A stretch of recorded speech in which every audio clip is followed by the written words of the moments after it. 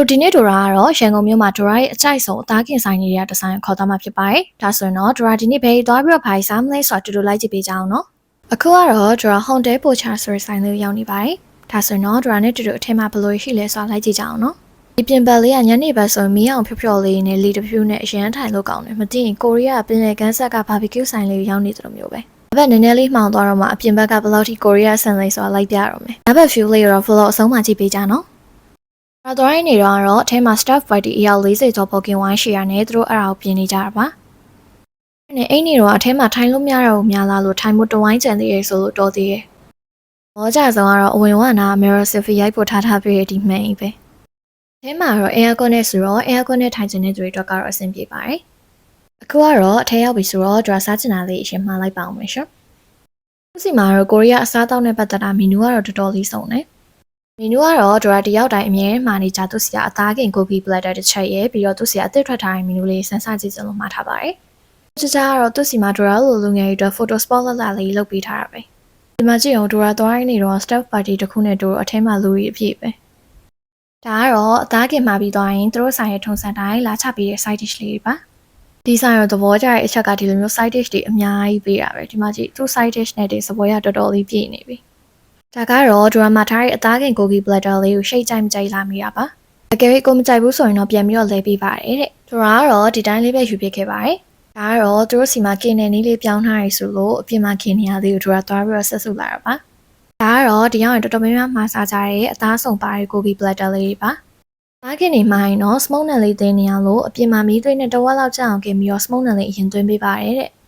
ဒါကတော့ smoke နဲ့လေးသွင်းပြီးတော့အပြင်မှာ half coat လုပ်နေရလေးသဘောကျလို့ဆက်စုလာတာလေးတစ်ဖြတ်ပါ။ကတော့ပြင်မာသားရီကင်းနေတော့ဆိုတော့ဒရာအားနေရော side dish လေးအရင်လိုက်မှွေလိုက်ပါအောင်မယ်။ဒါလေးကတော့သူ့ဆရာကြက်သွန်မဲကင်းချီလေးပါ။ရွက်ကတော့ဆလတ်ရွက်နဲ့နှမ်းရွက်နှမျိုးပေးပါတယ်။ဒါကတော့ side dish တွေမှာသူတို့စီမှာအသစ်ထွက်ထားတဲ့ပြည်ကြီးငါကင်ချီဆိုလို့နည်းနည်းလေးစားကြည့်လိုက်ပါအောင်မယ်ရှင်။အဲမှာပြည်ကြီးငါကိုတိတ်တိတ်နှုတ်လေးထားလေးနဲ့တော်တော်စားလို့ကောင်းတယ်။ဒါကတော့ side dish တွေမှာသူ့ဆရာအကြိုက်ဆုံးပဲပင်မောက်တုပ်လေးပါ။ side dish တွေကတော့ကုံသွားလဲ refill ပြန်ထည့်ခိုင်းလို့ရတယ်ဆိုတော့ဒရာလို side dish အဝါကြိတ်တဲ့သူတွေတော်တော်ရမ်းစင်ပြေ။ဒါကတော့ဒရာမာထားရဲ့ကိုကီပလက်တာတပွဲမှ free pay ရဲ့သူ့ဆရာ kimchi store လေးပ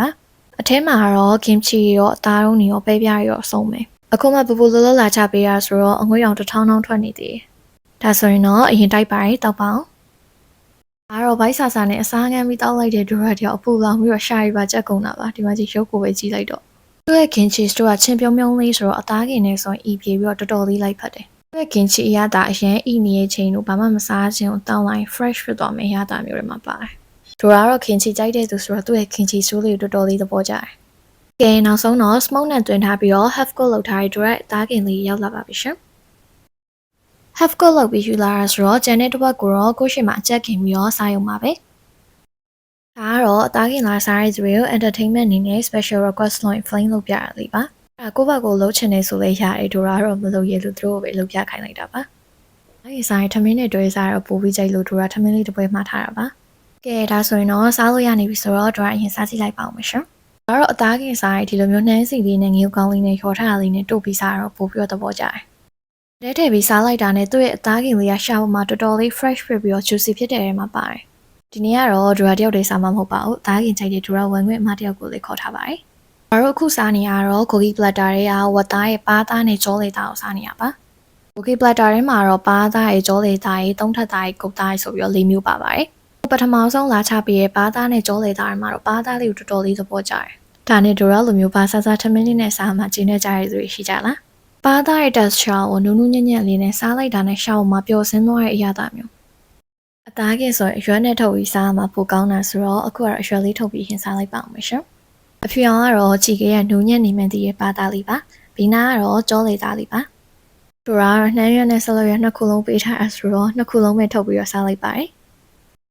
ဒါကတော့ဝတ်သားကလေးများစားလိုက်အပေါ်ရပြီးပြည့်စုံသွားလို့ခံစားပြီးတော့ပြုံးရွှင်နေကြရင်ညီမနှစ်ယောက်ပါကိုကီပလက်တာမှာအသားလေးမျိုးလောက်ပါတော့ဘာလို့ကြောလေသားနဲ့ပါသားပဲအရင်ချပြီးလေးဆိုတော့ပြောပြအောင်မယ်ဒီဆိုင်ကအရသာကောင်းမလို့ထူးထူးခြားခြားသူကအသားကင်ဆိုင်အဲ့လိုမျိုး step by step နဲ့ professional ဆန်ဆန်ချွေးရဘရာလိုမျိုးအသားဆုံးပါတဲ့ကိုကီပလက်တာမှာသူကကြောလေသားနဲ့ပါသားကိုအရင်ချပေးတာဘရာတို့ပထမနှမျိုးစားနေတဲ့အချိန်မှာသူကဒီလိုမျိုးသုံးထပ်သားနဲ့ကုတ်သားကိုအဲ့ဒီအချိန်ကျမှသွားกินပေးတာ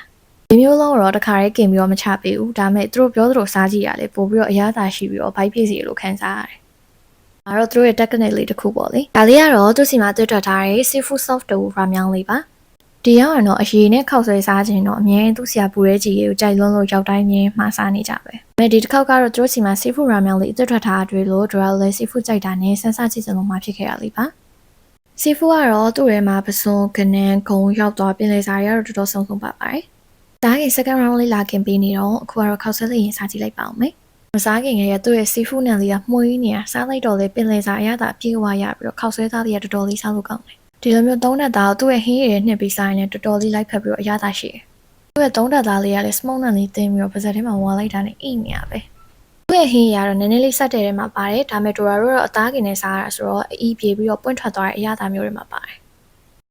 ထဲမှာတော့ပင်လယ်စာနဲ့တိုးပျော့လေးပါဆိုတော့ပင်လယ်စာကြိုက်တဲ့ဒိုရာတို့ညီမကြီးထွက်တော့ခွက်တီပဲ။အသားကောင်းလားမကောင်းလားဆိုတော့ရုပ်တွေကိုပဲကြည့်လိုက်တော့ဖြီးနေရပဲ။ဒါကတော့ကိုရီးယားကားရလိုမျိုးအသားကင်လေးနဲ့ခောက်ဆွဲလေးနဲ့တွဲပြီးစားတာကိုပိုပြီးတော့သဘောကျတယ်။င်းနဲ့စားရလည်းကောင်းတယ်ဒါပေမဲ့ခောက်ဆွဲနဲ့စားရတာပိုပြီးတော့လိုက်ဖက်တယ်။ရန်ကုန်မှာဒိုရာကြိုက်တဲ့ဝသားခင်ဆိုင်ရလက်ချိုးပြီးတော့ရှိလို့ရတယ်။ဒီဆိုင်ဆိုရင်ဆိုင်စားပွင့်ရဲ့ကြိုက်လုံးလို့အမြဲတမ်းသွားစားဖြစ်နေတာဆိုင်ရဝန်နေနေအောင်ဒိုရာကိုမှတ်မိနေပြီ။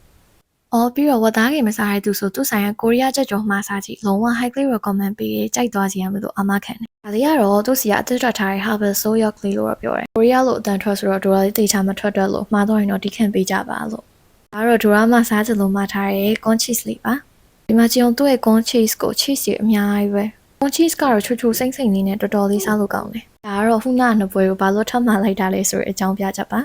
ဒါလေးကတော့ဒရာတို့ညီမနှစ်ယောက်သူ့ဆရာမြည်ချင်လို့မှလိုက်တဲ့မကောလီဆန်ရက်လေးပါရတာဘယ်လောက်ကောင်းလဲဆိုဒရာမရုပ်ကိုပဲကြည့်လိုက်တော့သူ့ဆရာကိုရီးယား drink တွေကကိုရီးယား import တွေပဲသုံးတာဆိုတော့ဒရာတို့ marketplace မှာဝယ်တောက်တဲ့ drink တွေနဲ့တော့အရသာမတူအရှမ်းကောင်းတယ်သူ့ရဲ့ဆန်ရက်ဆိုရင်ဒရာတို့ marketplace တွေမှာဝယ်တောက်နေကြအရသာနဲ့အောင်မတူလုံးဝချွတ်ချွတ်မှုမွေးလေးနဲ့တောက်လိုက်တာနဲ့ရှင်ထဲမှာအေးသွားတာမျိုးအရှမ်းကောင်းတယ်ဒရာညီမနှစ်ယောက်ကတော့အမြည်တွေပဲမှားထားတာဆိုတော့တော်တော်လေးအဆင်ပြေနေပြီသူ့ရဲ့သုံးထပ်သားပေါင်းလေးကဒရာခောက်ဆွဲနေစားကြည့်ရခောက်ဆွဲလေးနဲ့စားရင်ပို့ပြီးတော့လိုက်ဖက်တယ်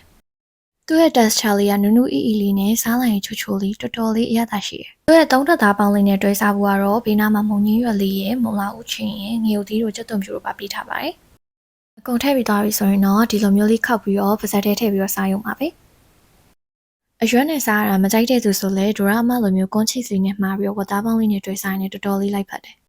မကောလီကတော့ peach flavor လေးနဲ့မှားထားတာဆိုတော့မမွန်နယ်လေးမှုပြီးတော့တော်တော်လေးတောက်လို့ကောင်းတယ်။ဘာလို့တော်ရုံမကြိုက်တတ်တဲ့သူတော်မှသူ့ဆီကဆန်ရက်ကိုဝင်ရှော့တောက်နိုင်တယ်။ဒါကတော့ဝိုင်းမှာမှားရများတဲ့သူနဲ့လာနေကြ customer တွေအတွက် entertainment သဘောမျိုးလုပ်ပေးရဲဆိုမှတ်ဂိမ်းလေးပါ။ပြီးတော့ဒီလိုမျိုး PR ဆိုကျရဲ့ surprise ရဲ့ရောထားတဲ့ဆိုမှတ်လေးကိုရှိတ်ပြီးတော့အနောက်ကမှန်အောင်ကန်အောင်ပြင်နိုင်ကန်ကောင်းနေဆိုတဲ့အယူဆလေးရှိပါတယ်။ဒိုရာတို့ကတော့မှန်သွားပါတယ်။တို့နောက်ကဝိုင်းထားတဲ့အလက်တက်ကိုထင်းတော့ဆိုဂျူဒပလင်းလက်ဆောင်ပေးပါတယ်တဲ့ကဲဂိမ်းနေဆော့လို့ပြီးတော့ညဘက်ဖြူလေးတစ်ချက်လိုက်ပြပါမယ်ဒါကတော့ I love you ဆိုပြီးတော့ဆိုဂျူပလင်းလေးနဲ့စီထားတဲ့ photo spot လေးပါညဘက်ဆိုရင်ဒီလိုမျိုးမီးအောင်လေးနဲ့ဆိုင်ရပို့ပြီးတော့လှတယ်ဒီမှာကြီးညဘက်ဆိုရင်ဒီလိုမျိုးမီးလုံးလေးထိုးပေးထားတာဆိုတော့ကိုရီးယားကန်းကြီးက barbecue ဆိုင်လေးရောက်နေသလိုမျိုးပဲပြီးတော့အပြင်ဘက်မှာလေးတစ်ဖြူဖြူနဲ့ဆိုတော့တောက်လိုက်စကားပြောလိုက်လှုပ်ချင်တဲ့သူတွေတော့အရင်စင်ပြေတယ်ဆိုင်လေးကတော့တနင်္လာနေ့ကနေတောက်ချာနေ့ထိကတော့နေ့လယ်12နာရီကနေပြီးတော့ည10နာရီထိဖွင့်ပါတယ်တဲ့စနေတနင်္ဂနွေကတော့နေ့လယ်17နာရီခရီးစဖွင့်တယ်လို့ပြောတယ်။ပြီးတော့အခုမှအသစ်စဖွင့်တာတွေတို့ရဲ့ YouTube ကောင်လေးလည်း subscribe လုပ်ပေးသွားကြဖို့မမေ့နဲ့နော်။အကယ်၍ရိုင်းမရှာချင်ဆိုလဲတို့ရဲ့ discount code လေးကိုဖတ်လိုက်တာနဲ့ YouTube ကောင်လေးကိုတန်းပြီးတော့ရောက်သွားမှာပါ။အဆုံးထိကြည့်ပေးကြလို့ကျေးဇူးအများကြီးတင်ပါတယ်။ဒါဆိုရင်တော့နောက် vlog မှာပြန်တွေ့ကြမယ်နော်။တတား